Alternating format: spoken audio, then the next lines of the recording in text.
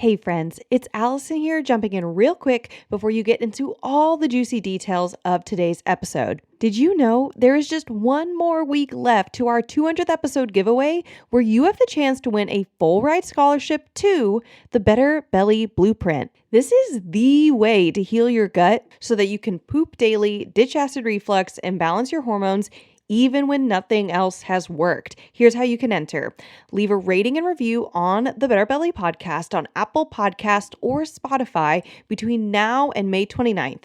Take a screenshot of that rating and review, then go to betterbellytherapies.com/giveaway and fill out our 200th episode giveaway form. You will automatically receive an email with a code for $200 off the Better Belly Blueprint, which you're going to get as soon as you send in that form.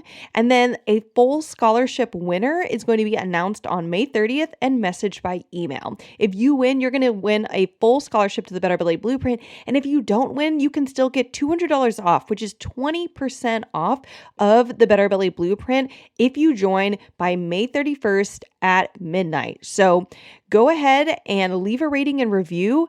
Get that giveaway form filled out at betterbellytherapies.com/giveaway, and you can finally end your constipation, acid reflux, and PMS for good. On today's episode, we are continuing a conversation we've had on this podcast multiple times, but with a totally new perspective. Today, we are talking about acid reflux. According to the National Gastrointestinal Survey in 2015, with over 70,000 participants, 30% of these participants experienced acid reflux on a weekly basis.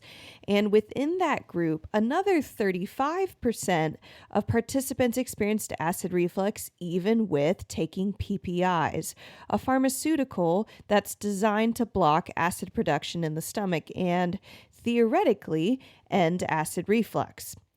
Among the participants, the most common individual demographics to have acid reflux were younger individuals, women, Latinos, and participants with irritable bowel syndrome or Crohn's disease. Amongst my clients and after talking with many people, it's pretty clear that acid reflux is a fairly common experience for many people, and for some of us, it's a near constant experience. So the big question is, why do we get acid reflux? And why does acid reflux persist even after taking medication and pharmaceuticals that are supposed to stop it? On today's episode, I'm diving into a rarely discussed topic in acid reflux that I am finding is a key solution in solving this stubborn GI problem. And the solution is fascia. Today, we are continuing our series from last week, and I'm going to be teaching you about how your physical body could be perpetuating your acid reflux, what key anatomical structures are involved in acid reflux. And at the end of the show, I'm also going to be teaching you some practical steps that you can use today to evaluate if your fascia could be causing your stubborn acid reflux. Welcome to the Better Belly podcast, where we find freedom from food restrictions, we increase energy in our lives, and we begin to feel more healthy and vibrant than ever by finding the root causes of our health problems. My name is Allison Jordan. I'm a marathon runner, functional medicine health coach, certified craniosacral therapist, gut health nerd, lover of Jesus, and owner of Better Belly Therapies, a clinic based in Ann Arbor, Michigan that works with both virtual and local clients to help them achieve the best health of their life.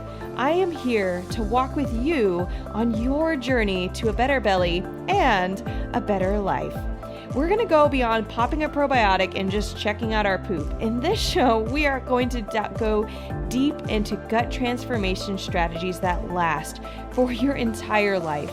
If you are ready to feel your best, get ready to roll. You are in the right place. And just as a reminder, this information is not meant to diagnose, manage, or treat disease. Always consult with your own health practitioner before you make any changes to your health.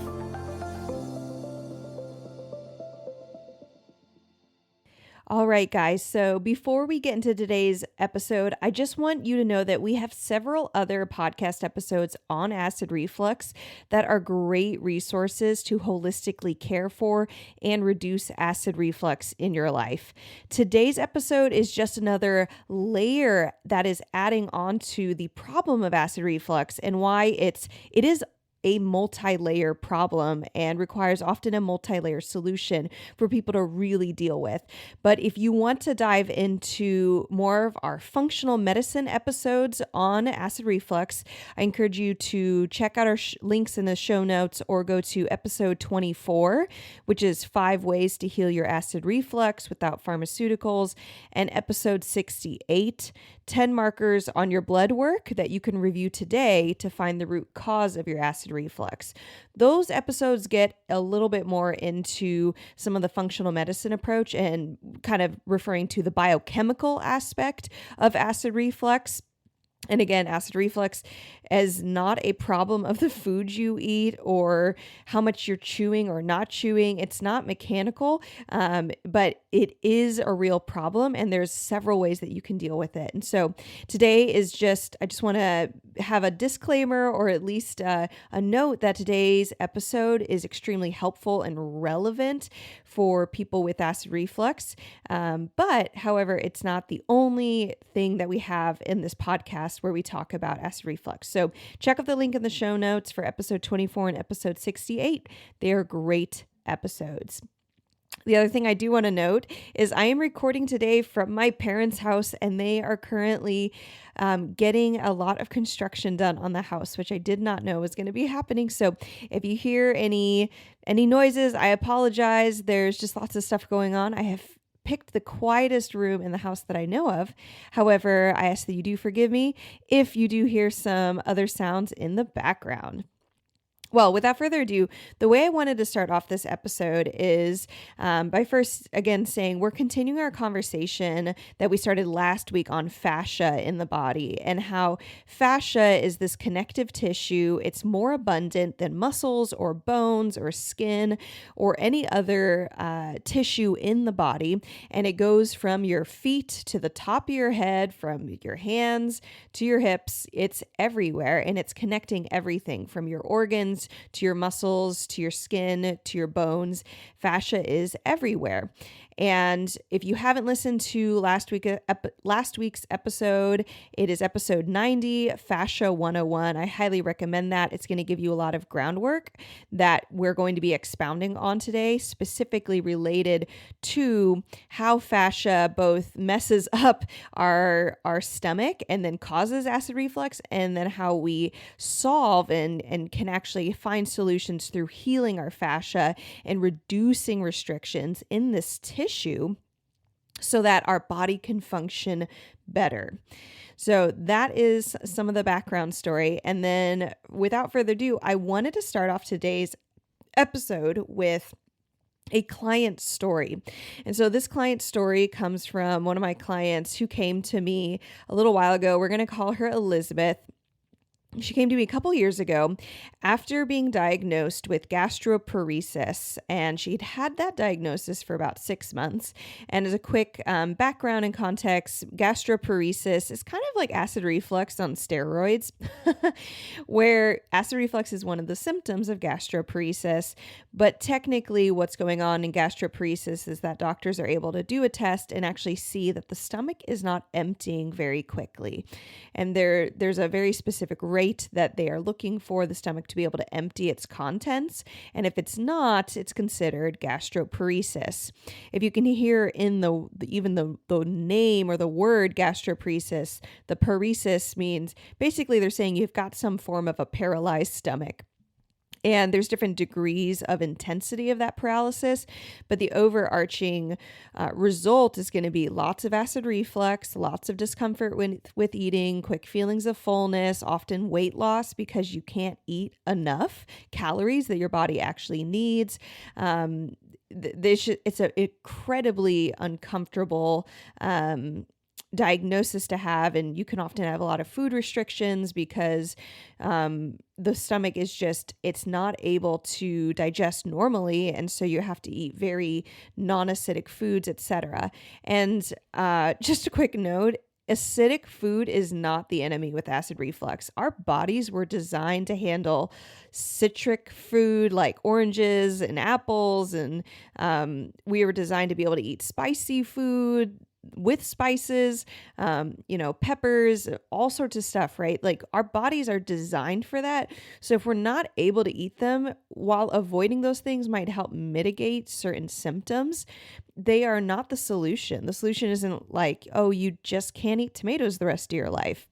It's actually saying, okay, maybe for now, don't eat so many tomato-based products, but let's go look for the real solution. And that is my approach with my clients. And we've had so many clients come to us, including my client, Elizabeth, who was on an incredibly restricted diet, both in quantity of food and types of food that she could eat. And she had this diagnosis. So before she came to me, or when she came to me for her first appointment, she was on multiple PPIs, proton pump inhibitors. These are medications, multiple being she took one in the morning, she took one at night, which I had never heard of prior to that, but she was basically one at morning, one at night, every single day, just to try and keep her acid reflux down. She couldn't eat very much. She had significant weight loss, like her clothes were just really hanging off of her. She was fatigued all the time due to not getting enough calories and nutrients. She had acid reflux still with every meal. She had acid reflux at night, which was impacting her sleep, so she wasn't sleeping very well. She had a lot of fear in her life of, what does my health trajectory look like if I'm continue to lose weight and can't eat with other people? She was contemplating surgery.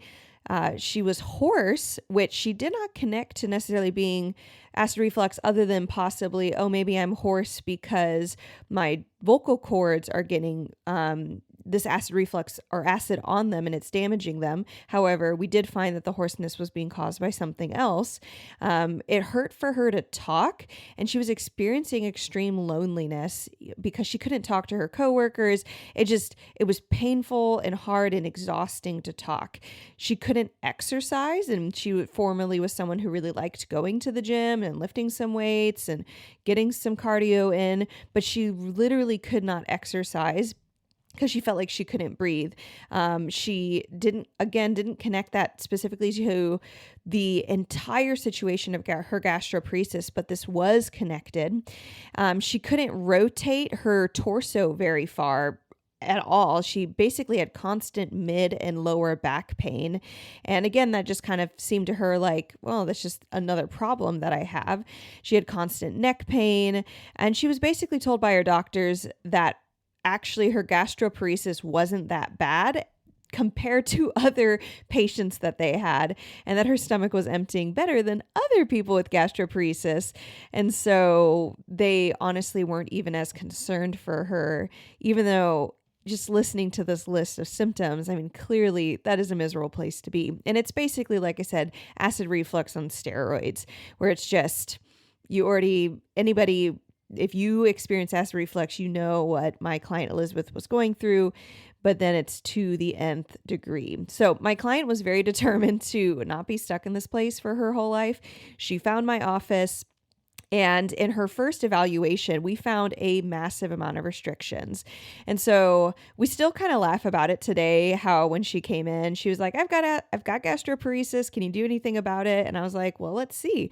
We need to physically evaluate your body. And so in her physical evaluation, we then found that there was all this history and context to her gastroparesis that made everything make sense of like, why did it start, and what were some of the causes, and why were all these symptoms, her low back pain, her neck pain, her difficulty exercise, her hoarseness, how are they all connected? And so we found things in her physical body, right? This is not just, we've talked a lot on this podcast about functional medicine, lab testing. which is incredibly powerful, and we have done with her as well. But the most powerful thing that she has done is work with releasing fascial restrictions. She had been in a car accident 1 year prior to seeing me, and her gastroparesis had started about 6 months after this pretty intense car accident, like totaled the car, had been the car, she'd actually been driving and she'd been hit on the left side of the car, and then her own left side had also been compressed and really damaged. And she'd actually gotten some physical therapy, and I'm learning this because I'm doing some testing with her. I'm doing physical evaluation. I'm saying, hey, your whole left side's really restricted and your left arm won't go above your shoulder. She basically had frozen shoulder. And she goes, yeah, I've already gotten physical therapy for that. And they just kind of say that's the best it's going to get, and it's due to this car accident. I'm like, oh, you had a car accident. So we're delving into this, and it turns out that all of her fascia on her left side, and as a visual context here, the stomach is on the left side, like the not just the abdomen, but the actual part of our stomach, the organ that has all the acid in it, it's on the left side of our body. And so she'd had this impact, and her whole lung pleura, which is a fascial encasing around the lung, had been basically adhesed to her rib cage, and she couldn't lift her left arm above her shoulder, but her stomach also couldn't move. So her stomach had adhesions from the top. So this really starts to get into some anatomy. And if you imagine kind of putting your two hands, cupping your two hands together, so one hand is curved, and then you just put, so I've got like my right hand and I kind of curve it like a hill, and then I put my second hand over it. This is the relationship between the stomach and the diaphragm. So the stomach has this kind of fundus, this top part of it, and then the diaphragm lays right over it. Well, the diaphragm is massively impacted by all the organs above it. That includes lung, heart, esophagus, trachea. But really, lung, heart, and esophagus are three major factors. And so her diaphragm could not drop and press into her stomach and give it some of this motion that we need. Our diaphragm actually pumps the stomach and gives it some neurological innervation to say, okay, it's time to digest. And it also gives the stomach some, honestly, freedom, some mobility, so that it can digest. And she had lost all of that because of this car accident that had damaged her fascia, and her fascia had become very, very restricted. She didn't have anything as far as like known, like even fractures on her, for example, on her ribs on the left side, but she did have this frozen shoulder. So we're looking at this. She has pleural ligaments, which are these ligaments that go from the top of the shoulder to the cervical spine, which is the neck, right? And that kind of holds up the whole lung tissue via the lung pleura. Those were extremely restricted on her left side. It was causing left neck pain. She had an inability to breathe into her belly, which she hadn't quite realized. She knew she couldn't breathe very well, hence not being able to exercise. But when I would ask her to, just sit up and then kind of push her belly out with her breath, she couldn't at all. And that is something that I see probably in about at least 50% of my clients who have acid reflux. Either they can't push the belly out or they can't pull it in, or like lift the diaphragm, lift the rib cage. And I talk a little bit about this on my episode 46, the gut breath connection. So I would recommend that. It's in our show notes, or you can go to episode 46. Again, that's the gut breath connection, on how our breath and our diaphragm massively impact our gut. And so she couldn't do that. And so that was another part of my evaluation that just said, okay, you have a lot of fascial restriction, because this is not like muscle weakness. This is not discoordination. This is literally a barrier her body was coming against so that she couldn't breathe into her belly. And then her pyloric sphincter was frozen. This is a piece of anatomy that's the exit of the stomach. And so that junction, it's a gateway from the stomach to the small intestine, and it's designed to both protect the small intestine from stomach acid, so that stomach acid doesn't get into the small intestine and damage it. That's really important because it could kill you. It could massively damage organs. So that is a very, very tight sphincter, or it can get very tight, and that wasn't functioning very well either for her. So those were some of the main big restrictions we found. She also had some restrictions around her heart and her pericardial ligaments. But the big one that we were like, wow, this is amazing, and this is massive, and this is going to change your life, is her lung pleura. And it totally 100% correlated with her car accident. So her treatment after that was, we did visceral manipulation. We did it once per week because partly her tissue was so stiff and frozen. It really made it hard we had to spend a lot of time with it to get it to start to have more vascularity in it and get more, which means getting more blood to the tissue so that the tissue was healthy and would start to open up and mobilize again. It was a very slow healing process just because it was there was so much thickening in her fascia. We did 3 multi-hand sessions with my assistant, and multi-hand sessions are where you actually have 2 or more therapists. In this case, it was 2 therapists working on the same person. It can be very, very helpful in speeding along healing and recovery, or getting the body in certain dynamics that you can't do with one therapist. So we did 3 of those sessions with her over about a year period to really see sustained changes. And it's probably one of the longer cases I've ever had, as far as most people do not need that many sessions for so long, but that was part of her healing process. And along the way, I taught her how to do visceral stretching. We taught her how to do visceral breathing. And so she was able to do self-care and actually start to, throughout the week, mobilize these tissues that had basically gotten restricted and adhesed after this car accident. So the outcome from all this was amazing. She went from 2 PPIs per day to 1 PPI just at night, about every second or third day. She gained a lot of weight, at least for her, like healthy weight. She was able to start exercising again. Her mood lifted. Her hoarseness went away completely, which we realized was actually a problem of her diaphragm not being able to create the proper pressure system to get good air flow to her vocal cords. And that was really fun. At least, I mean, it wasn't fun for her to not be able to speak, but it was great because I am a trained vocalist. I don't know how much that's come up in this podcast. I'm a trained vocalist in classical singing. And so I've done a lot of body work related to the vocal cords, because one of the unique things about singing is that your instrument is your body. So if you have problems in your body as a singer, you're going to have problems with your vocal cords, and that you don't experience that nearly the same way with a violin or with a guitar. Like if the instrument has a problem, yes, go fix your instrument. But in this case, if your instrument is your body, you have to fix your body. So her hoarseness was really like, we had multiple sessions, but one in particular where she was able to breathe significantly better, and immediately her hoarseness went away, which just shows it wasn't the acid reflux. Yes, was the acid reflux potentially antagonizing her vocal folds? 100%. But if that was the main cause, then it wouldn't just be like a night and day shift from doing some body work. So it really was having to do with the entire mechanics of her body. Her mid and back pain went away, so she doesn't have that anymore. Her neck pain went away.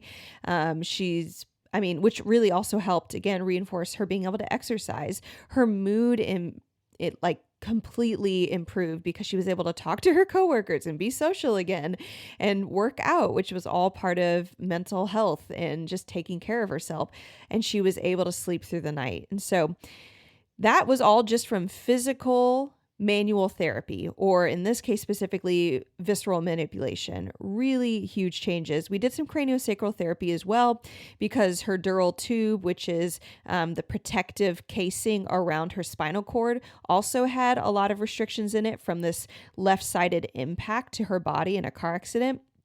But that is her story. And that's just one example I wanted to give you of, she's the only client I've ever had with specifically gastroparesis as a diagnosis, but that's basically the same anatomy that we're working with with anyone who has acid reflux in general. We're looking at the interaction between the diaphragm and the stomach. We're looking at the lung pleura and the pleural ligaments of the lungs. We're looking at heart ligaments. We're looking at esophageal ligaments, both from the throat all the way down to the stomach.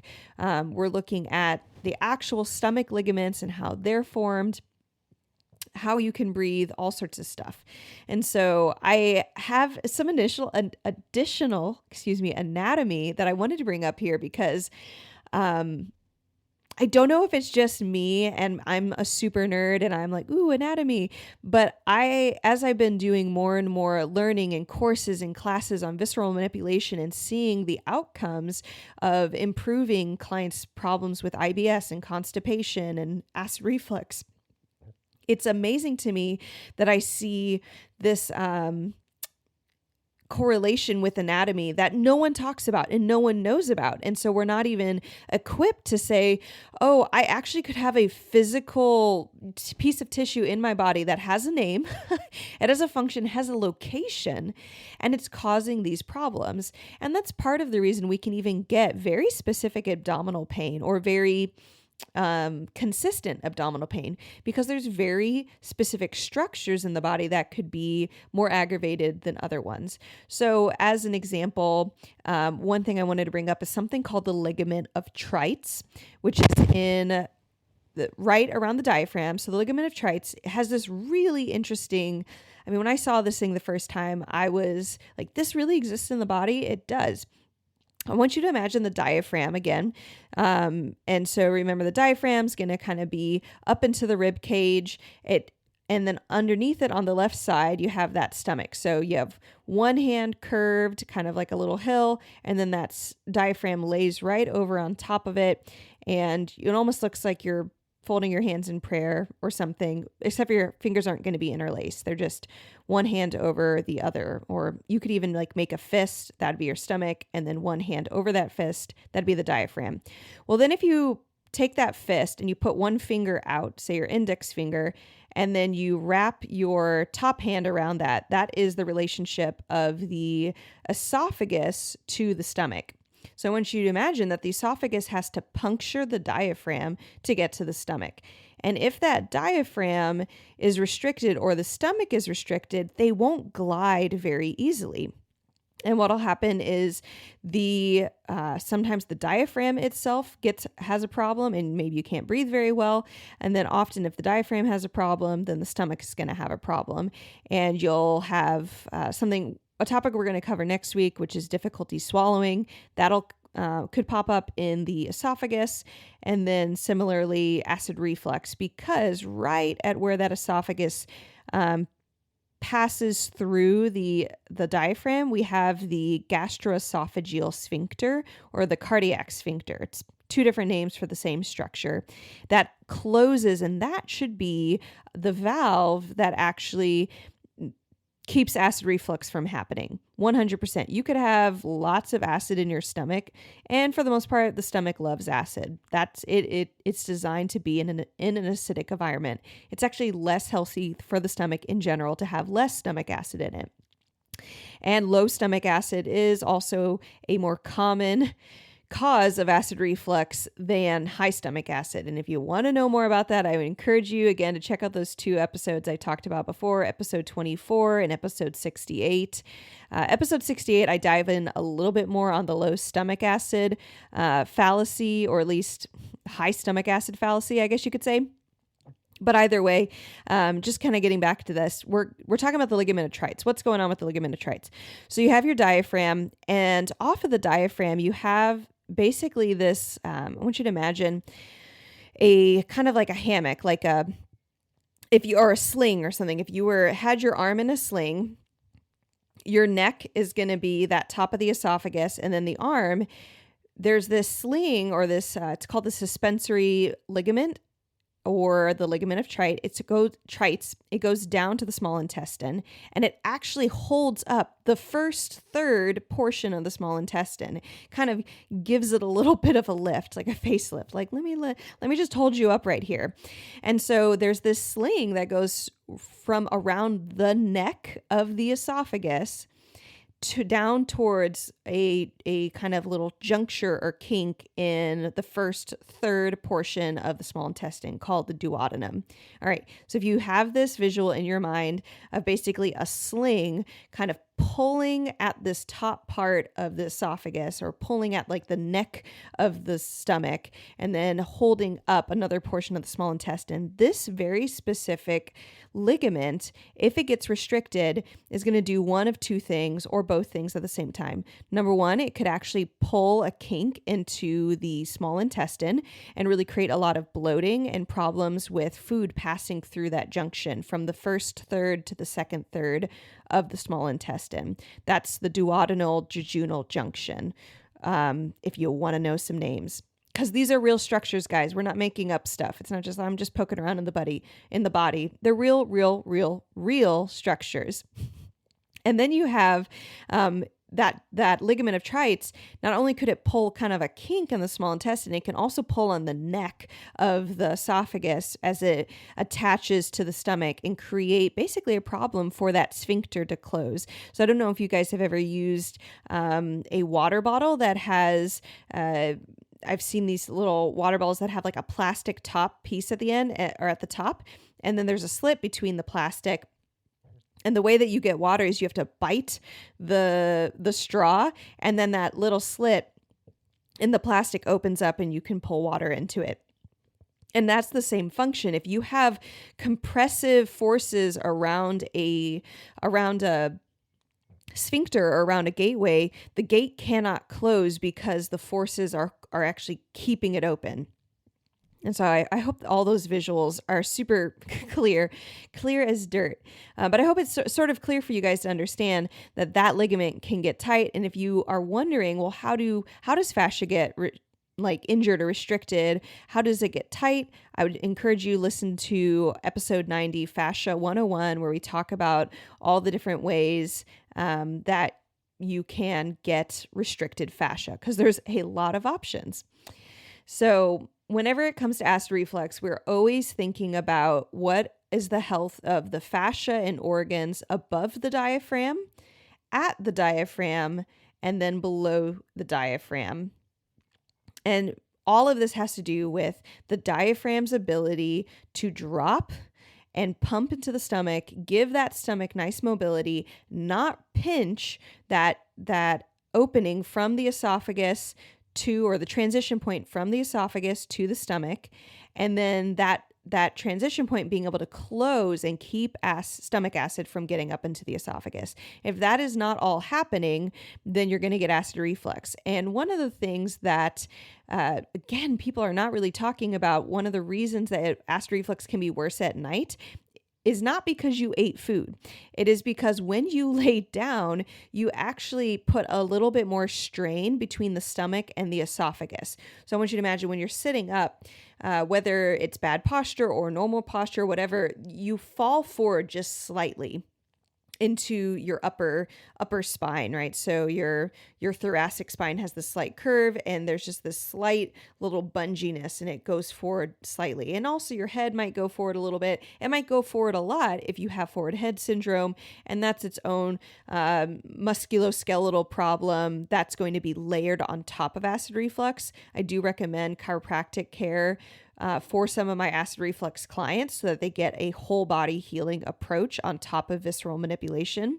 However, if you imagine that your esophagus and your stomach's kind of in the front of your body, and there's this, you can put the whole system into ease. You can put the tissue a little bit more, not as tight, right? When you're sitting up. And then when you lay down, you actually tighten that front system here between the stomach and the esophagus as you lean back, and then that whole system gets tight. And that's what can cause the acid reflux. Not just did you eat, within 2 hours of going to bed. It's another reason that also pregnant women can have more acid reflux at night because of all of their fascial system imbalances. And with me being pregnant, I've been really diligent with helping balance my fascia in my system with fascial stretching and fascial breathing. It's been really phenomenal. And I highly recommend, and something that I want to be putting out, both a course, but it's something I also do work with my clients. If they get pregnant, if they're planning to get pregnant, if they're healing from pregnancy and giving birth, these systems get massively irritated because of all the basically shift in tissue and connective tissue from being pregnant and then from giving birth. But all that being said, that's actually why sleeping and then laying down that's one reason why it can cause acid reflux, not just, you ate and you ate quickly before going to bed and your stomach isn't empty of food. Really, that shouldn't matter because that cardiac sphincter at the top of the stomach should close. That's it. It should close and it'd just be like, not a problem. The door's closed. At the top of the stomach, the door's closed at the bottom of the stomach. So those doors being open and not being able to close is a main problem that is not being dealt with in the conventional healthcare system. So the one last thing that I really do see physically that's going on with clients who are having acid reflux problems is that their stomach isn't able to empty food the stomach isn't able to empty itself very well or as well. And the two main causes of that is one, low stomach acid. So the body's not digesting food very quickly. And that often will correlate also with quick feelings of fullness, lots of burping, just discomfort in maybe the whole abdomen or the left side, gas and bloating because you're not digesting your food super well. So number one is low stomach acid. And again, check out episode 24, 5 ways to heal your acid reflux without pharmaceuticals, really talking about low stomach acid. And then the other thing being that the pyloric sphincter, the exit of the stomach, is somehow dysfunctional or frozen. And that kind of leads us into what I want to call our activation point, because there's actually there's 3 things that you could do right now to evaluate, like, hey, am I personally having this problem? You do not need me in the room for this. So this is really fun. So you guys ready for some self-evaluation? I hope that you enjoy this. A lot of my clients find this fascinating when I point this out to them. And so let's do this thing. So the first thing that I look for, if I were you, if you were inside your body, the first thing that you can look for is what I call tenderness. And the question is, where is the tenderness that we're looking for? So I want you to put your hands on your rib cage, both of your ribs, and then bring them towards each other so that you find where your 2 ribs meet each other at your sternum in the front of your body. And from the sternum, you can bias your hands a little bit to the left side of the sternum. And the left side of the sternum's, it is denotated or demarked by where the ribs hit it. So the sternum ends where the ribs start. So you'll start to feel some of the ridges of your ribs. And as long as you're just kind of like on that left side of the sternum and you can feel your ribs a little bit, you're in about the right spot. And after you're in doing that, your hands will still be kind of low to the bottom of your belly. You might even be able to feel your softness of your belly. Make sure you're on that bone and you just go up a few ribs. And as you go up along this junction between the rib cage and the sternum, so still mostly in the center of your body, but moving along the left side of the rib cage, because the stomach is fully on the left side of the body. It really doesn't go over into the right side at all. As you're doing that, I want you to see, do you have any tenderness? For women, this is kind of going to the area in our anatomy that we're going to be working along is kind of going to be along the medial side or the inside of the breast tissue. Typically, we're never going to be much lower than the bottom of the breast tissue, and then we're not going to go much higher than where the top of the breast tissue starts. And that's kind of along the areas where you're going to be feeling for tenderness. Right now, as I feel mine, I'm not feeling tons of tenderness. I have throughout my pregnancy intermittently felt a lot. And so I just know, whoops, that tissue is really irritated. Where the tenderness comes from, some of our clients are like, maybe you're just pushing somewhere you shouldn't. I mean, all it is some bone and some skin. There is some muscle fibers that are nearby, but they really shouldn't be causing pain. Just the same way if you go and shake your bicep, it shouldn't cause too much pain. It's just a healthy muscle is just really soft and supple. So if you're feeling some tenderness here, what it's a sign of is typically what we call ischemia. That's the scientific term. And what it means is poor blood flow or low blood flow to tissue, and that will create tenderness. Tenderness can also come from if there are restrictions underneath the rib cage. Every time you breathe, which is about 20,000 times per day, your body's having to work extra hard to actually try and pull the rib cage out and pull some air into the lungs.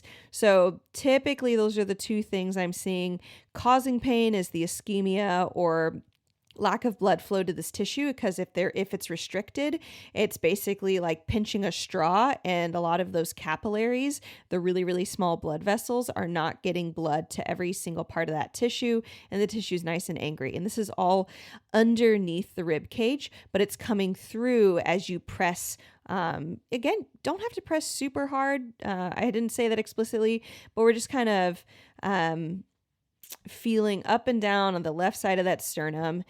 And then if you are feeling along the way and you kind of come across one spot that's like extra tender, and it feels like, you're on one rib, you're on another rib, you're in between ribs, and you come across maybe a really tender spot. Again, especially if you are a woman, we have the nice little guidance of our breast tissue. We're going to be at the very bottom of it close to the sternum. So close to the middle of our body, right? And then all the way to the top. And you find that one sore spot, then that is possibly, it's like extra sore, very possibly is your cardiac sphincter. It hangs around the 5th and 6th rib. For most people, that might seem very high up in your body to realize your stomach is that high up, but it is. That's because the diaphragm is that high up. And so the diaphragm is up high, and then the stomach, again, is kind of suctioned right under it. And most of the stomach is covered by the rib cage. A little bit of it peeks out at the bottom of the rib cage, unless you're pregnant like me, in which case my poor little uterus is currently compressing my stomach into who knows where. I don't know how it's working, but all that being said, that could be your cardiac sphincter, and that can be a location of very strong tenderness if it's dysfunctional, if there's tenderness, if there's acid reflux, if there's difficulty swallowing, if there's restrictions around the stomach, lung pleura, diaphragm, things like that. So that's the first evaluation you can do, is just looking for tenderness on that left side of your sternum, between the connections of the ribs and the sternum. Along the left side of the body. So the second thing to look for is possibly a little bit easier. We're going to be looking for a ridge on your left rib cage. And I mean, I had never, this is something I've just seen in my practice. This is not something that's was ever pointed out by another practitioner, but I've just noticed that a lot of clients who have acid reflux, you're going to end up seeing a ridge on the left rib cage, or feeling one that is not on the right rib cage. So what happens is that, and what you can do, let's get your hands on your body first. So you can put your left palm and your right palm on your rib cage, and your elbows will probably have to wing out a little bit, so you'll look like if you imagine putting your hand on your waist in like Superman pose. That's, you put your hand on the soft part of the belly, but then if you put it up higher, you're going to kind of have your palms on the rib cage, and you can go up a little bit higher. Again, for women, a nice line to be at, you can kind of be around where the bra line might be. And you can see why bras are so annoying to some women, because if you have a lot of restrictions inside of the rib cage, then you have all these restrictions, they pull inwards, and you're having to fight against it every time you breathe or move or turn or swallow. All of those pressures, they're not making space. Well, then when you add a outside force that might be a bra and put a band around you and then compress it, you now have an internal force pulling you in and an external force pulling you in. And every time you try to breathe or swallow or digest from the inside and try to get a bit of space, you're not getting a lot of space. So that's actually another thing, just another sign that you could benefit from visceral manipulation, and that might be fascial restrictions might be a part of your acid reflux, is just you find bras really irritating and you have to be really picky about which ones you use. And does it have wiring in it? Does it, how tight is it? Where does it support you? Does it support you a lot in your shoulders, etc., those things. So you have your hands on your rib cage, and what you're going to be looking for is a difference between your left and your right rib cage.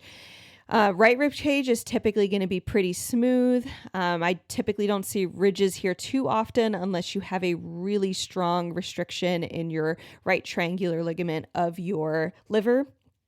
That's a topic for another day. However, more commonly, we're going to be looking for a ridge in the left rib cage. And it's just going to feel like your right rib cage is nice and round. It's going to be a little bit more of a smoother surface as it comes from the back to the front. You can kind of pull your palm.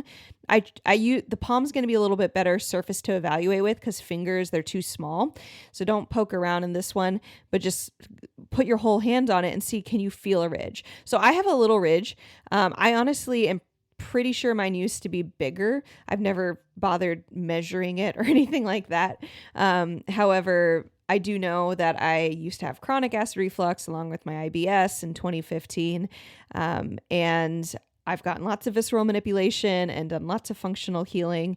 So I probably have a lot less pressure here going on. But the ridge on the left side comes from this internal pulling of the restricted visceral ligaments and fascia. And then your body's rib cage trying to pull out and lift out with its muscles as it breathes. Again, you breathe 20,000 times a day. And so over time, you give that 6 months, a year, 2 years, 3 years, 4 years, 5 years, 10 years, 20 years. I get some clients who come in with almost this like box shape to their rib cage where they've got like a corner on the left side of their ribs, and it is not that way on the right. And the reason I keep up bringing up the right is some clients are like, well, maybe that's just how my rib cage was formed.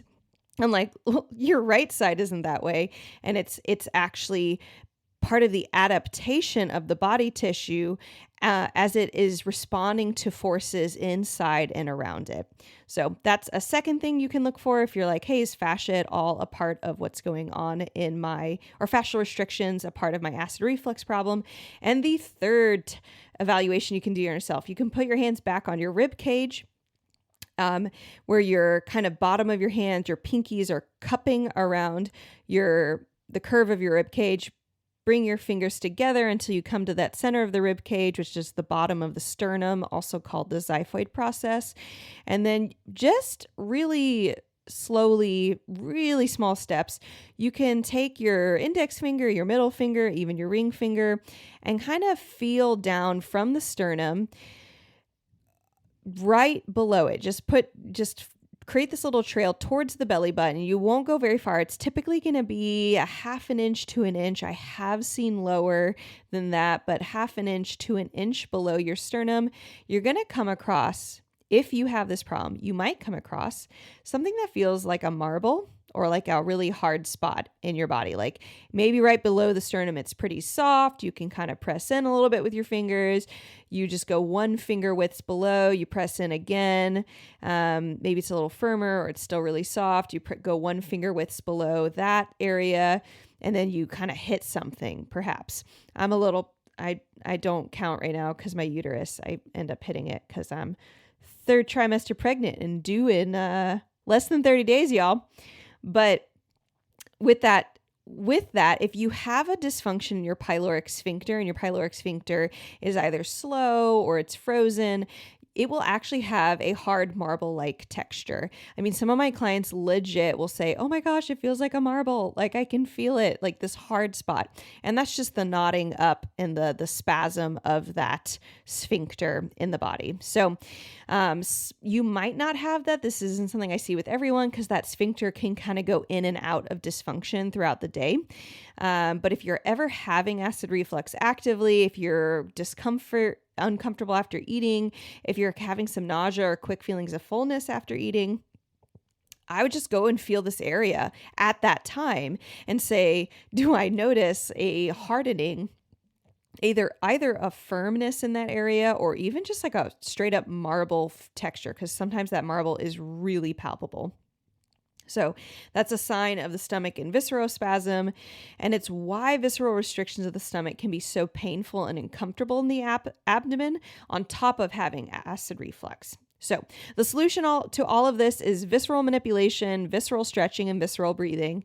It's what I teach my clients to do for their own self-care, and then also what I do with my clients as a part of our specialty at Better Belly Therapies, at our office, of working both with the physical tissues of the body and using functional lab testing to make sure that we are getting all the areas that are needed to really fully address IBS, acid reflux, constipation, difficulty swallowing, headaches, migraines, you name it. So just as a reminder, like Allison has walked away and she no longer has frozen shoulder. She can reach for cups. She can wash her hair. She can do all sorts of stuff. She no longer has neck pain. She no longer has mid and lower back pain. That has to do with how the diaphragm attaches to the rib 11 and 12 in the back, and then also the first and second lumbar spine. So that's kind of our lowest vertebrae. Right? That's all part of that connection. She doesn't have that pain anymore. She can twist her torso. She can bend down without any pain. She isn't hoarse. She's a totally new person. And so you are not stuck. If Allison was stuck with gastroparesis and she no longer has it, you are not stuck with acid reflux anymore. So if you have acid reflux, difficulty swallowing, excessive burping, quick feelings of fullness, any of these signs, then you will likely benefit from visceral manipulation. If you're local to the Metro Detroit area, I would love to see you in our office, and you can schedule a new client appointment at betterbellytherapies.com/book-now. Or if you are not local to our clinic or don't want to travel to us, you can find a visceral manipulation practitioner near you by using our easy-to-use guide at betterbellytherapies.com/find. You will be taken to our website, which has a link to the hub of visceral manipulation, their website, and I have instructions on how to evaluate a practitioner, how to, tips and tricks on how to get the best search results possible, and then evaluate those search results when you do them. So you can go to betterbellytherapies.com/find to find a practitioner near you. All right, guys. Well, I hope you liked today's episode. And I do want to encourage you to tune in next week for a follow-up episode. It's going to be called The Fascial Solution to Difficulty Swallowing, aka How to Swallow Pills Like a Boss. This is going to be closely connected to today's topic, but it deserves an episode of its own. It'll be an eye-opening discussion on a common experience of difficulty swallowing food or even painful swallowing, so you won't want to miss it. And if you have a question that you want to ask me, you want my input on, maybe you had a question after today's episode, or you have a topic that you want me to talk about that maybe I haven't talked about on our podcast yet, go to betterbellytherapies.com/askallison. I have a new special way to submit a question. You can just click record and record your voice and your actual question. It can be anonymous. You can put your name in, whatever you prefer, and ask your question. You may be featured on this podcast, and you can get my thoughts directly into your burning question. Well, if you love this episode, we have even more coming down the line. Subscribe so you never miss a beat. And if you thought of a friend while you were listening to this podcast episode, I know we all have those friends with acid reflux. I encourage you, take a screenshot and send it to that friend. Let them know they're not stuck with acid reflux. They can be free from it. Other ways that you can support us is by leaving a rating and review on our podcast. You just go down to the show notes and go to Apple Podcasts and leave a rating and review there. And other ways that you can follow us and stay in conversation is by going to Instagram and following us at Better Belly Therapies. That is at Better Belly Therapies. I would love to connect and see you guys there. And to end today's podcast, a reminder, our motto: miracles are immediate, but healing takes time. Catch you guys next week.